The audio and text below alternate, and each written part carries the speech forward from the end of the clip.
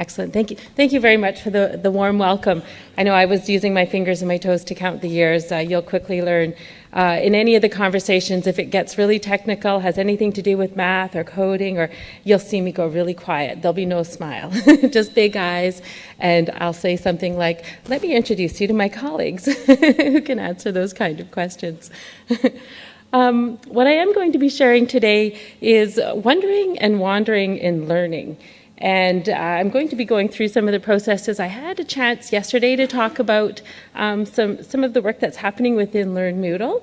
But today I really want to focus on a few things. I want to focus on some of the things that I have personally gone through, how it sits in relation to my experiences, my studies, my work, and then going to take a little bit of a shift and start thinking about and sharing how that impacted my role as an educator. And then I am also going to try to put it in a local context. And so that the hope is that there's something in these stories, and I'll share some stories. I'll share 3 stories. Hopefully there'll be something there that you can bring back home. And again, with that intent to inspire and not impose. And I absolutely love that saying. A good friend of mine uses that. His name is Dwayne Donald. And he talks about, when we're meeting and we're gathering and we're bringing different people together, what is it like when we can have those deep dialogues and conversations where the intent is to inspire and not impose our way of thinking on someone else. So that's truly my intent today. And I look forward to continuing the conversations as we go. Similar to yesterday, I'm going to be sharing some photographs that I've taken, and I'll start off quickly showing you the 4 photographs and telling you the story of the photograph, and then we'll step back and go back into the 3 stories. So this photograph represents the self. So there's one single flower here, and I actually took that photograph right outside of Versailles in Paris, France. And as I've been exploring some of my family history, a lot of my family does go back to France in the 1600s, and so being there was really cool to see the places, where in 1590 one of my great grandfathers was born, and to be in the places where I was teaching about when I was a high school social studies and history teacher. Like to be standing in the foyer of what I used to just talk about. It was a completely different experience being there in the place and in the territory in the land where that happened. The second photograph is, what that flower and what that looked like in relationship to the others, to where it was from, and looking, at that bouquet of experience and everything that surrounded it, because that equally tells as much about the single flower. Here's another example where you'll realize I don't have that much of a space awareness. I decided to blow this photograph up to put into my kitchen. And I was just scrolling through and I saw the examples. Well, I'm like, oh yeah, that'll be good. That'll be good. That's like the size of a tiny blanket. Oh my goodness. It filled up the whole wall in my room. So now I have lots of things to think about when I look at this photograph, and hopefully you will too. This third photograph is about footsteps, and it's also about the role and the mark and the imprints that we leave. And this photograph was taken in Waterton, Alberta. It's part of the traditional territory of the Blackfoot people, the Indigenous people close to where I live. And I use this as a reminder, especially when I'm thinking about my role as an educator and what kind of footprints am I leaving, and thinking about my students and the people that I work with, and what is really my role in supporting their learning and their success. And this final photograph I took a few days ago when we went to one of the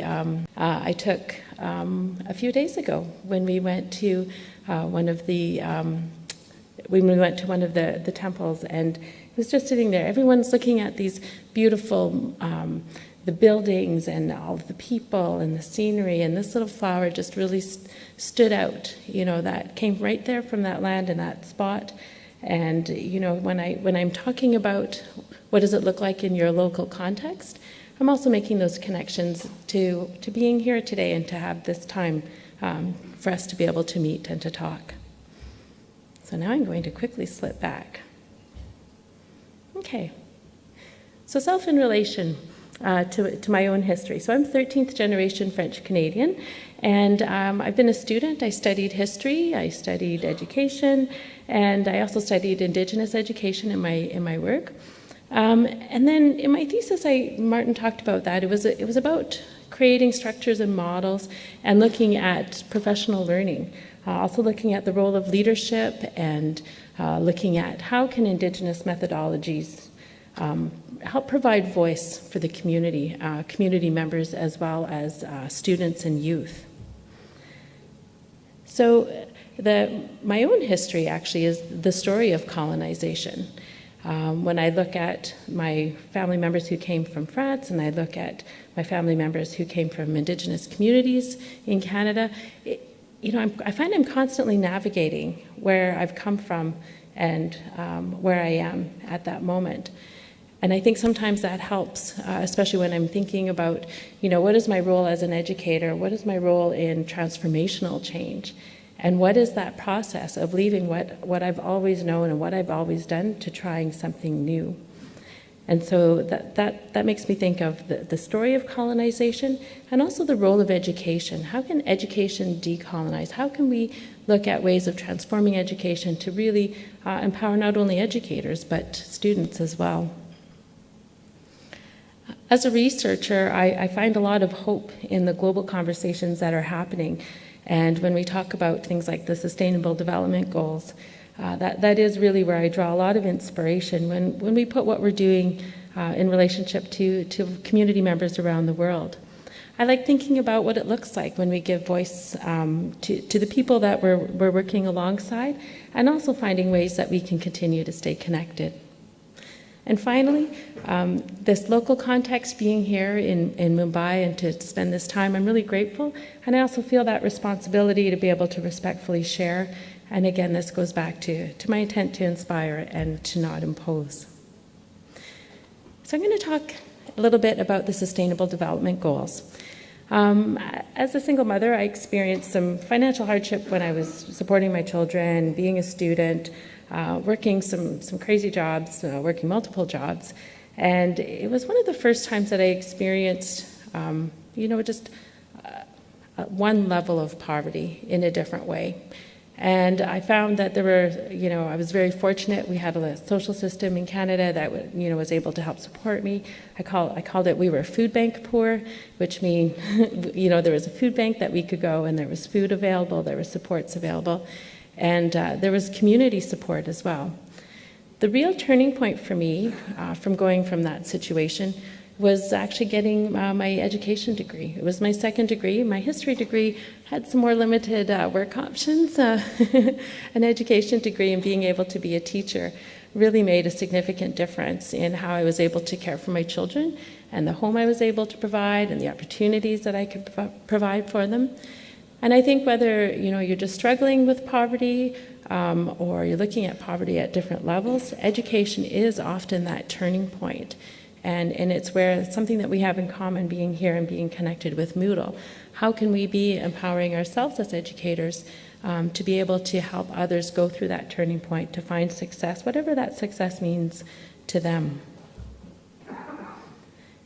Now, the kind of poverty I experienced wasn't the extreme poverty that the Sustainable Development Goals address. So in the documents and in the resources, the very first goal is addressing poverty.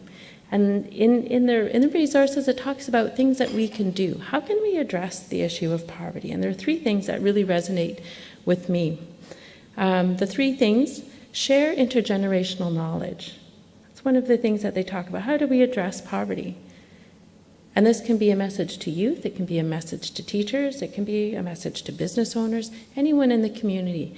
One of the things you can do is be sharing intergenerational knowledge. So thinking about what does that look like when you're the teacher, you're the facilitator. What does it mean to share your story and your experiences with your students? Even telling my students, because I used to tell them, we were food bank poor, and sharing our experiences, and then I share what a difference it made being a teacher and being their teacher and in that classroom. I had so many students come to me afterwards and say, yeah, that's me too. I'm thinking about going to this or doing this or looking, after high school, this is what I want to do. And so it becomes that entry point, sharing that intergenerational knowledge and sharing your personal narrative and your story. The second thing that the Sustainable Development Goals recommend for addressing poverty is encouraging innovation and critical thinking. And I thought that was interesting because sometimes you want the answer. You want the specific, give me a list of things I can do, things, policies I can put in place, and then, I can contribute to this. But there isn't that list. There are some ideas and some suggestions, and encouraging innovation and critical thinking is something that we can all do. As we've had these conversations yesterday, especially when we talked about innovation, and what does innovation actually look like? What does it look like when it's a process, when you can say you are being innovative? You're not just bringing in one simple thing or one complex process. The third thing that they talk about is supporting transformational knowledge. And so this is again where we start talking about that process of change. And those came out in our comments yesterday as well. What does it look like when we shift? What's going to happen? Where do we find our supports and where do we find our mentorship? And I think when we're looking at it in terms of sustainable development goals and poverty, it brings us back to education. And really, what does that mean? In the UNESCO resources and UN resources, they talk about quality education to ensure inclusive and quality education for all and to promote lifelong learning. And I think that's something that we all have a role in, whether you're in the K-12, in higher education, in universities and colleges, or whether you're representing the workforce. I think there's something that we can always look at, how we can use the things that we've learned along the way and share those with others to support their learning. So in my different roles as a professional learning facilitator, I've been designing programs and curriculum back at home in my province. And there are two activities that I've really found have had a huge impact. And one of them is called the Brain Architecture Game. And then the other one is the Community Action Poverty Simulation. And what's significant about these is that it's that experiential learning. When you're playing the Brain Architecture Game, you're sitting around a table with other educators. And you're quite literally dealt life experience cards. And the intent of the game is to show how toxic stress impacts brain development. How does toxic stress and early life experiences really impact a child? And so you play this game, and if you get positive life experiences, you get better building materials because you're literally building your brain. And the taller it is, the smarter you are. But the more sturdy it is, the more resilient you are. So what happens when you have a group of educators together building this game is the dialogue that happens when you come across these life experiences and you're able to share and to talk about it, but then you're also able to make that connection in a deeper way. When you start to see, some of these brains who have had great supports and they've got great building materials, it's these impressive little structures that you're making with pipe cleaners and straws, and then others that will topple over and fall over. And inevitably, someone always says, it's not my fault, it's the cards I was dealt. And then you realize, that's the story for a lot of our students who are in our classrooms, whether they're there as children or as adult learners. Their learning path and the things that they need, the responsive educational programs that they need might look different. So that's one example. When you're actually in the game, you're starting to make those connections, and it's that experiential learning. The Community Action Poverty Simulation is the same kind of idea where you're completely immersed in an experience. And you're going through and you're living a week in poverty. And what I found that really helped, you're living a month in poverty. So you're given a role and you're given a family and you're given a job, and you go through this. And as you're going through week by week, different things are happening, you're trying to manage and you're trying to figure all of these things out. What happens when you have a group of educators who have no personal experiences, where they've never struggled with food security issues or shelter or providing clothing for their families? For just 1 hour, they have a chance to go through that experience. And then with both of these activities, afterwards you spend all of this time debriefing, talking about all the resources that are in the community. You get the people who are there to share, I represent this organization.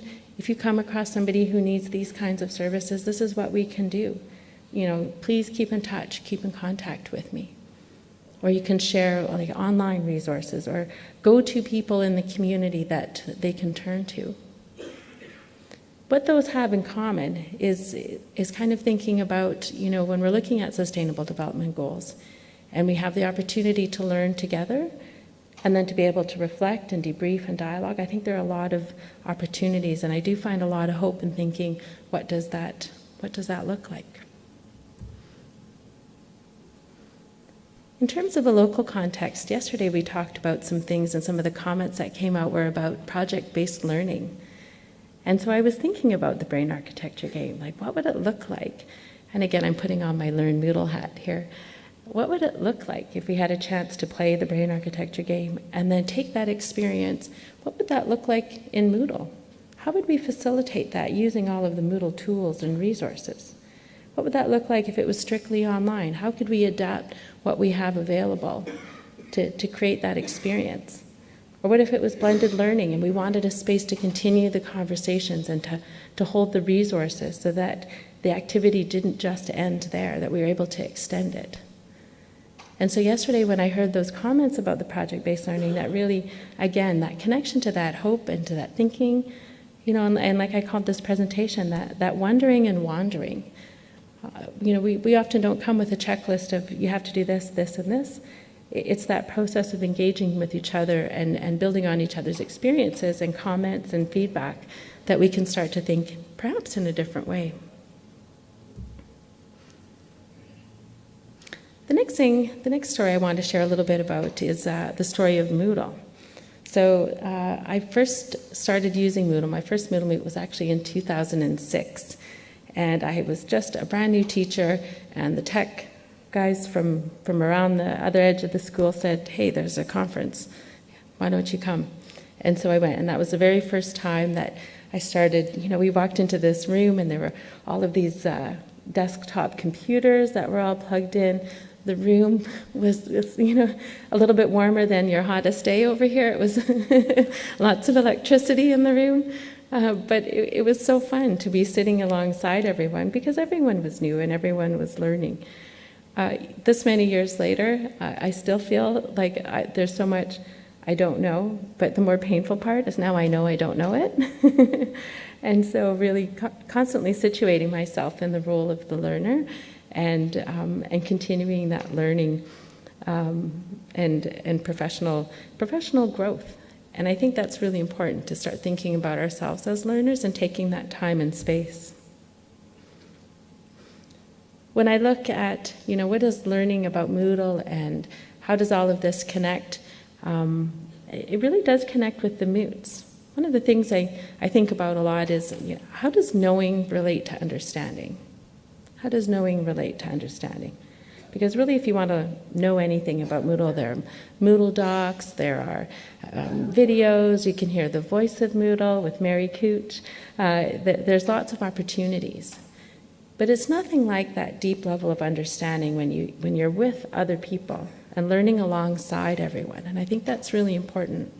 I think about what can that look like in Moodle Motes, and how do you bring that back to the education communities that you come from? Because I truly believe that when we're here, we can take what we know or what we've tried, and we can reach that deeper level of understanding of what it actually could look like for you. But then also you start to consider, how does that impact my role?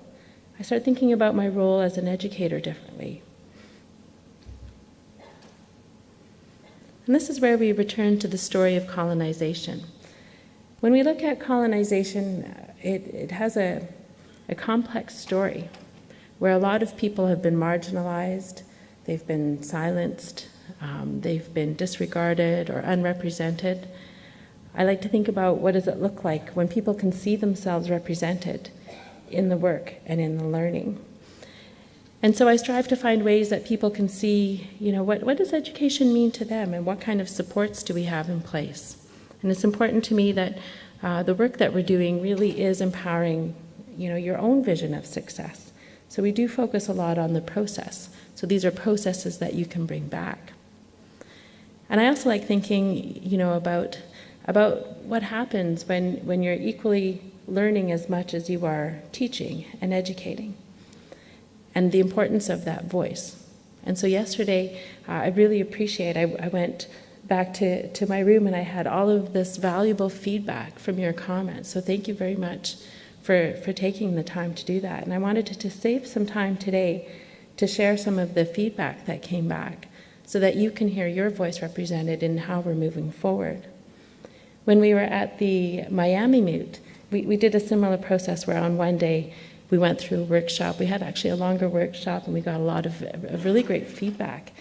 And then we were able to take that information, gather it, go through, do a data analysis, and come up with some key findings. So right away after that moot, we heard from the people that were there, and we asked the what if question. So the what if question, people were saying, oh, we need exemplars. We need exemplars. We need to know, like, what does it look like when you're using this tool in all the ways that the tool can actually help teaching and learning? And I heard that echoed yesterday as well. We want the exemplars.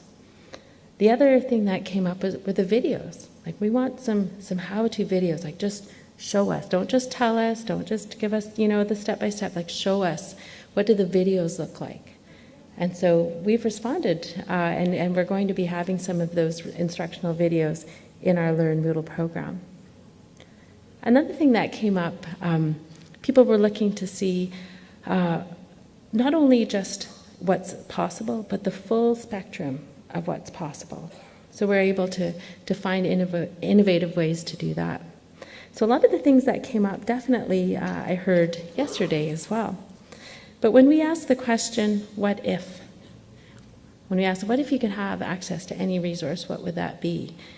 And one of the significant things that came out of yesterday were concrete resources, wanting to give us a manual, give us the process steps articulated, give us guides navigating Moodle, give us a sample course, give us a sample school site, give us a printed resource, and again, give us those videos.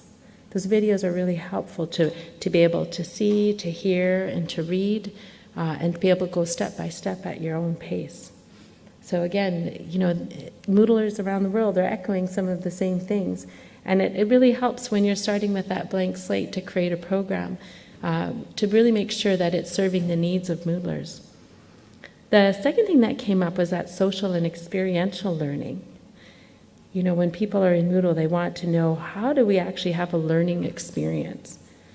Rather than, downloading a document, doing a quiz, getting a grade, and exiting. What is it like when we have that learning experience? And so that's pretty exciting to think about the opportunities, and it's very inspiring to think, okay, well, what could we do? And that really sparked some of my thinking again when I was explaining the brain architecture game, how much fun that would be to work with teachers to do that.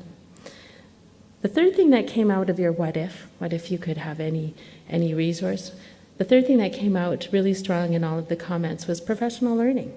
Really looking to see, okay, what's the next step? More, I want more.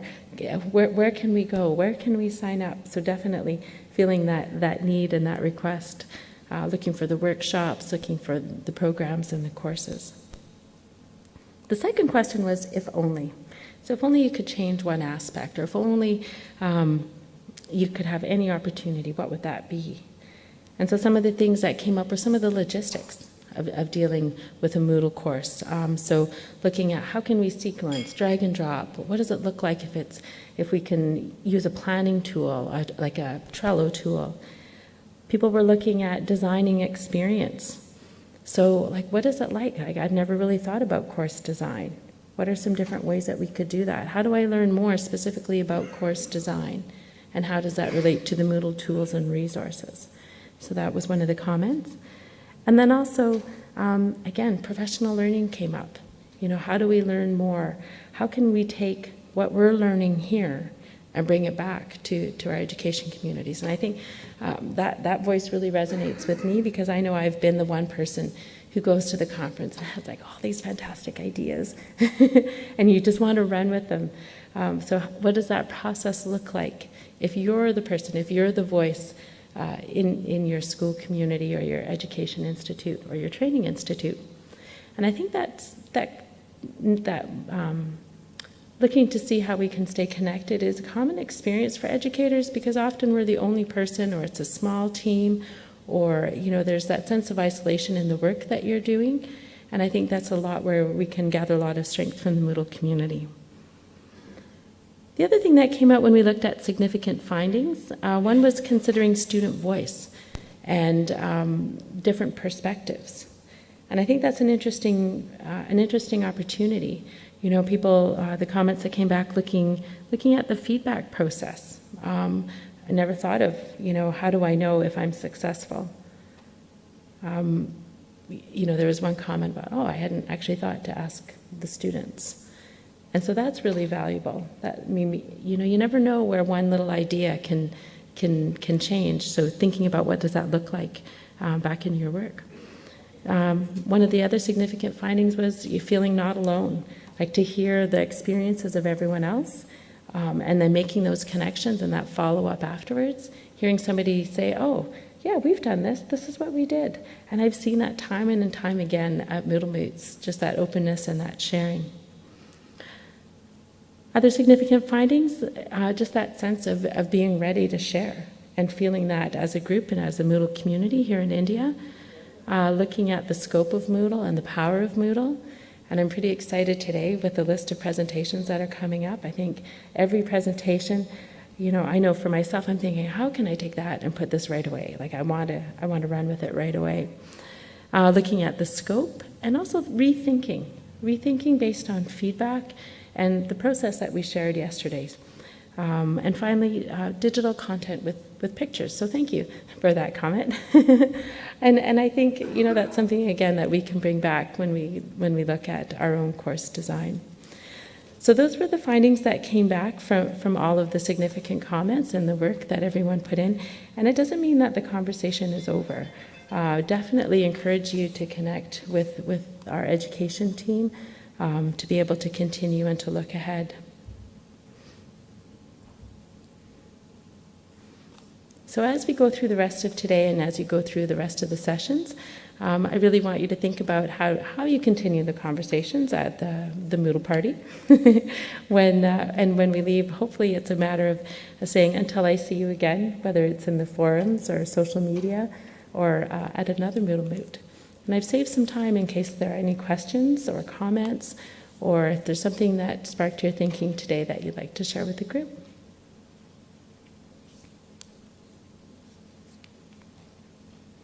Excellent. Yep.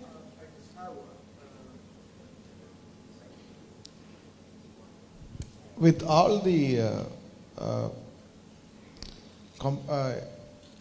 insights that you gave about social learning, integrating social learning, giving demos, showing video, practical exercises, experiments, forums, getting feedback from the student and all of that, I think one of the most important aspect that is not being covered is not actually with the tool. Moodle is, as a tool, we can do a lot with it, but even before that, widely the education system here or in most places, it is always a fight or race between education and certification.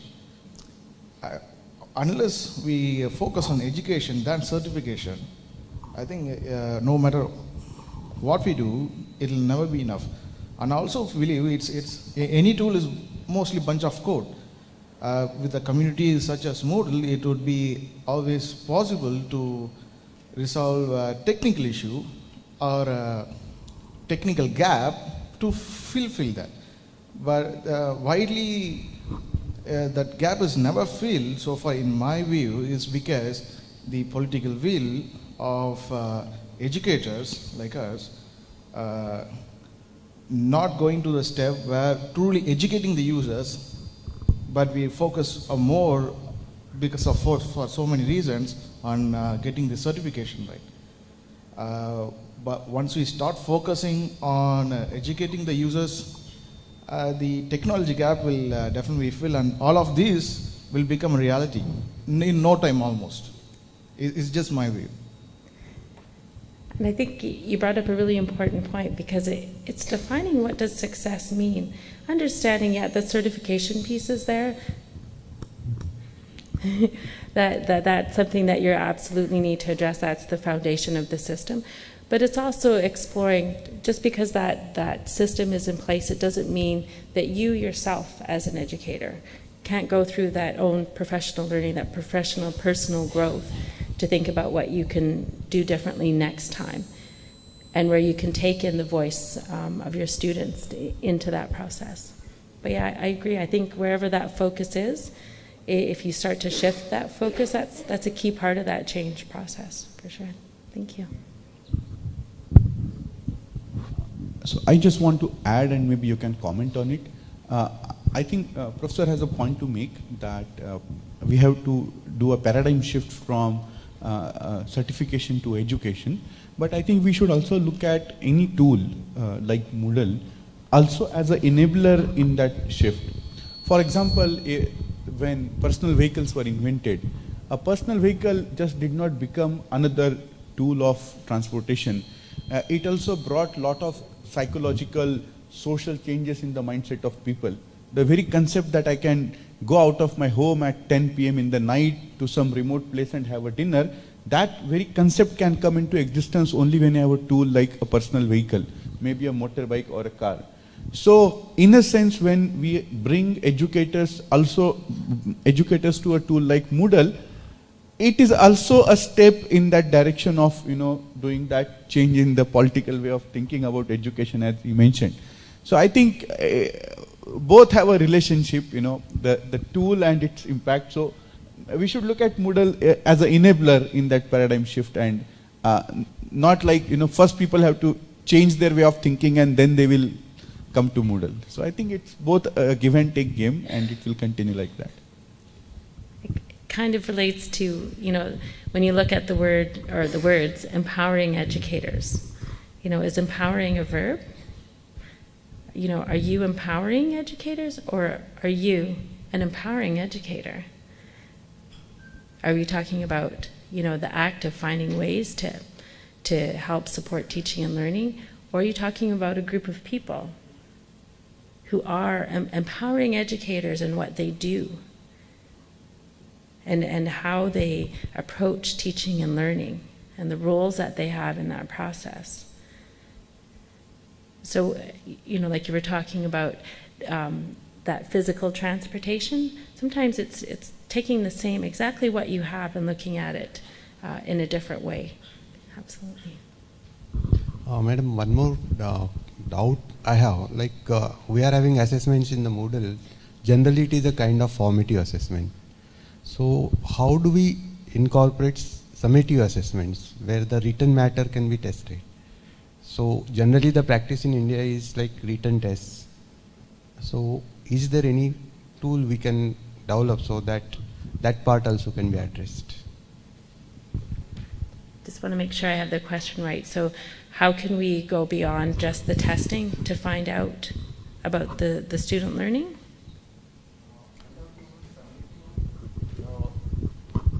There are two kinds of assessments we are having, formative and summative. So in the formative, we'll be having just objective type questions or something. Whereas in summative, we'll be having a written contents. They are the descriptions of the answers in the descriptive forms. So how we can actually make the system in the Moodle so that instead of manual correction of the paper, is it possible to have computerized correction? Because it will be basically reducing the burden of the teachers and biasing also. Thank you. Yesterday we saw one of the presentations from our middle education lead, Tom Murdoch, and he showed the steps that are in the Learn Moodle program, where first of all, here are the examples of what it looks like, and then you have design challenges, where it is that summative and formative piece. Because you can continue doing it until you're achieving a success, especially within those self-paced and self-regulated courses. So there's that support right there when you need it. And if you want to go back and review before trying again. And so sometimes this is a formative assessment. It might be a formative process that you can go through. And when you're looking at, okay, now I've achieved success, here is an example, here is a collection of all the different ways that I demonstrated success in all of my learning in this module. So that's definitely built in. Again, the Learn Moodle program has been designed with both teaching and learning, understanding that it's educators who are taking some of these courses, so they need to be able to take this and apply it to their teaching, but also where they're the ones going through the professional learning themselves. So yes, hopefully we've addressed that. We'd love your feedback on that. Hello. Yes. Hello. Yeah. Back here. Hello. Like it's better we don't have an automated assessment there, because we won't know the innovation which our student is having. When he answers, if you go through the answers rather than having automation, it's always a better thing. You should be knowing your students, how they think. So I'm against the automation of those kind of descriptions, because that's a place where the student is able to show his innovation, and it won't be possible for you to know what innovations they are thinking about. Yeah. No, so don't avoid. It's your job to know your students. Hi, yeah. Not connected to any of this, mostly to your presentation. You were speaking about social learning, cultural learning. In my experience, a lot of difficulties that at least we seem to face here in India is multicultural learning. For example, I mean, I'm not sure, many of the teachers who are teaching locally may not face very vast differences. For example, a lot of the local cultures, you know, how should I put it? There's dialects, or there's certain small cultural mindsets. So most of the people who live here are exposed to those small differences and are able to deal with it. But when it comes to larger differences, an Indian mindset, having an Indian educator, having to teach, say, an African student or an American student, they need to first assimilate American or African culture through their own Indian culture and upbringing.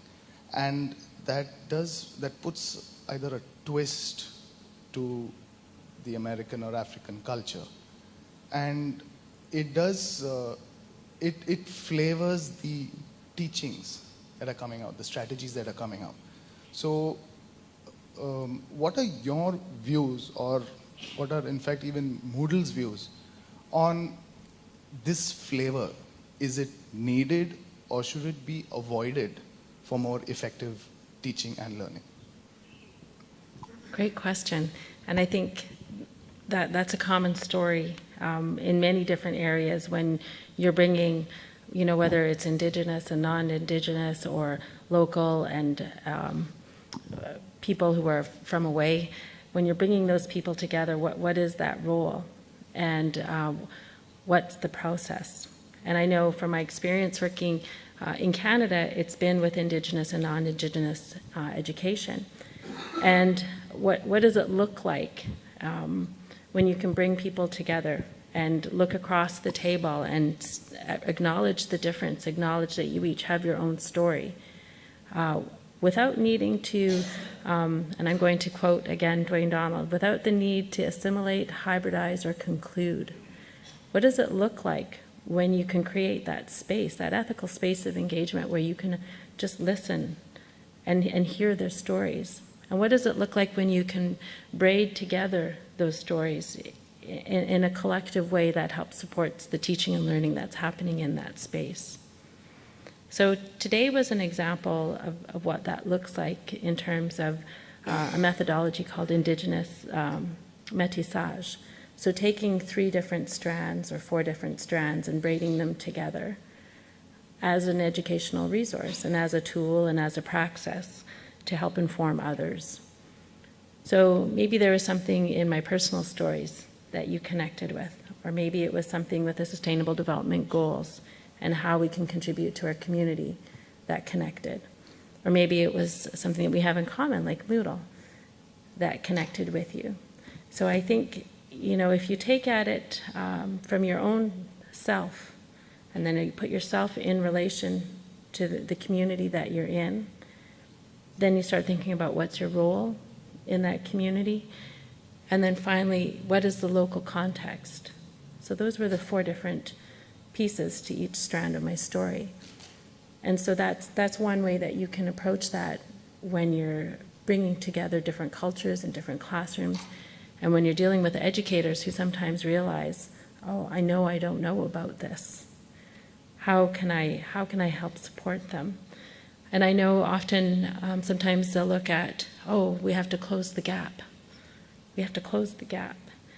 And my response, and a large impetus for my thesis has been, when you can recognize that the gap is within the system supports, within the capacity of the educators to understand, and like that's the obstacle that we need to overcome, is building our own understanding first before we can create the space for those students. So professional learning is one way, but then also using tools that create that space by design, and that's why Moodle means so much. By design, it's created so how can we share our perspectives and learn from each other and consider our own personal beliefs in a different way. But that's right in our Moodle philosophy.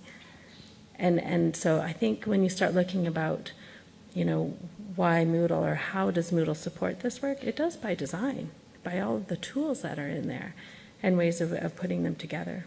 So I don't know if that was a really long-winded answer, but for your question.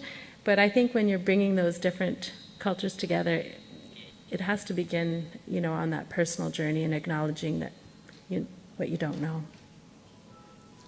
I'd like to tap on your experience in a particular area.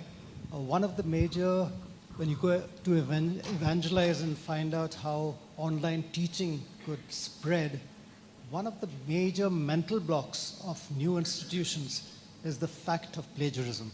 I know when we were being validated by the London Metropolitan University, the first thing they came and said, how are you sure that students are not plagiarizing and getting certificates without really studying? There's another problem that when you speak about localization, in India, everyone's interested in education for what purpose? To get a certificate, to get a degree, not for knowledge's sake. How do we overcome this based on your experience? Over to you.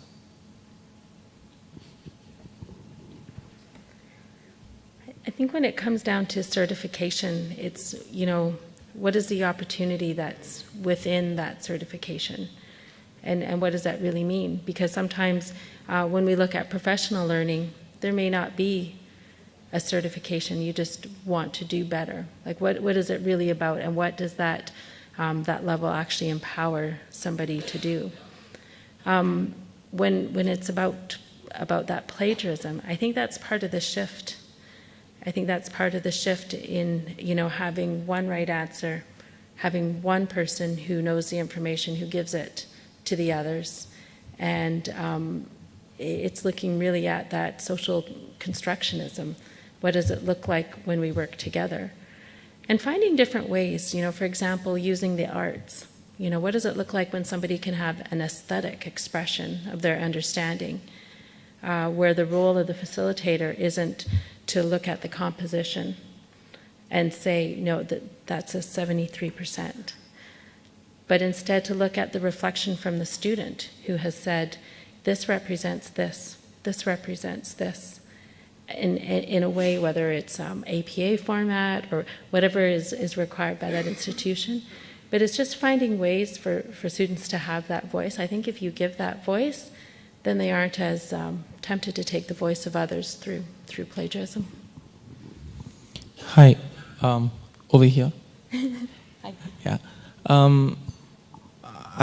From the little bit that I've read, I understand that research shows that when you write and learn, students find it easier to remember. They retain more than when they type or when they swipe on their phones. So that's on one side. On the other side, we have parents who, in our curriculum, we switched about 2 years ago to the way we deliver learning offline itself, and that meant less writing. And after that, we had a lot of parents coming up and saying, why are you not giving anything to our children to write? Which is, I don't know, I can't understand it personally because I'm a digital person. I do everything online as much as possible. What would you say if we have to shift to Moodle? There's less writing on paper, obviously. Maybe we can even move to a place where there's no writing on paper required.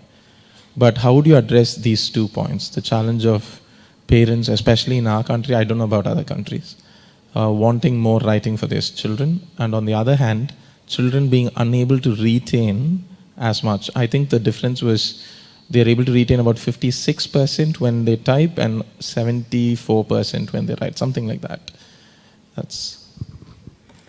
I think this is one opportunity where you can look at some of the process steps we talked about yesterday, and looking for the answers about what works best with the people that you're working with.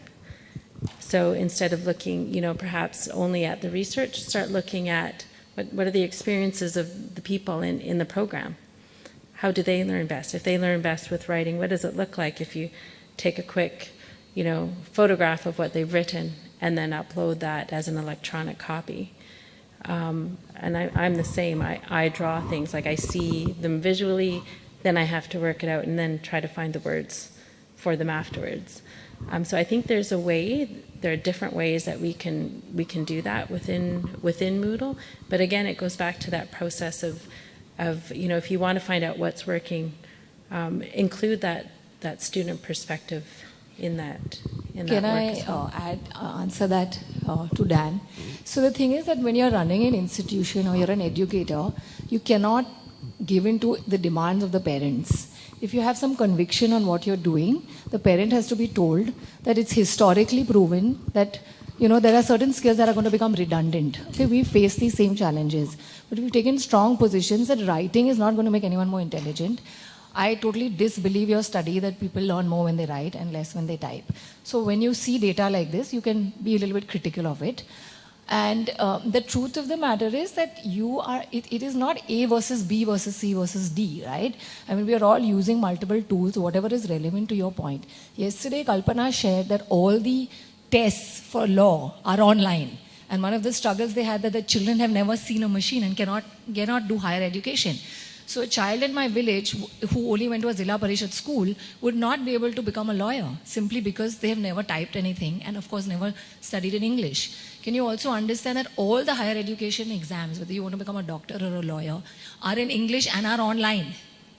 So which world are we living in? I mean, what is writing going to do to you? So we have elaborate discussions with our parents saying that if you want to make your child write from when he's 4 in kindergarten, go to that school.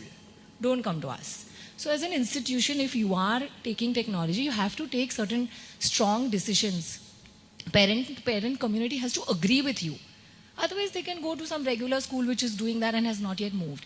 So, and writing with a pen or typing is not a sign of intelligence. What you actually write, whether you're writing on the pen or the laptop is a tool.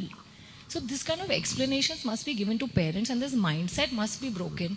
Otherwise, we're never going to move ahead. Okay, so so this is a very small challenge, Dan. It is overcome very easily.